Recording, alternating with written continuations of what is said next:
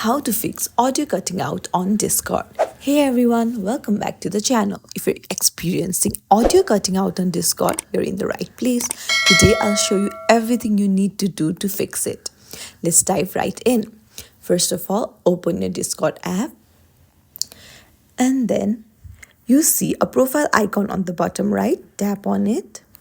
And then on the top right, tap on settings.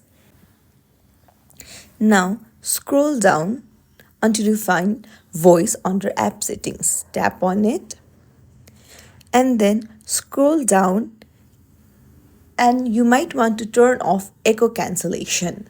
And another thing what you can do is go back to one of your voice channels. While you do that, don't forget to like and subscribe to our channel. So once you're in the voice channel and then tap on channel settings, scroll down and tap on region override. So you might want to change the region and it might also solve your problem by changing the server region.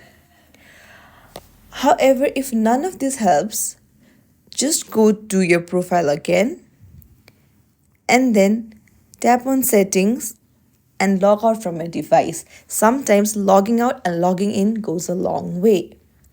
And that's it. If you found this tutorial helpful, don't forget to like and subscribe to our channel for more tips and tricks like this. I'll see you in the next video.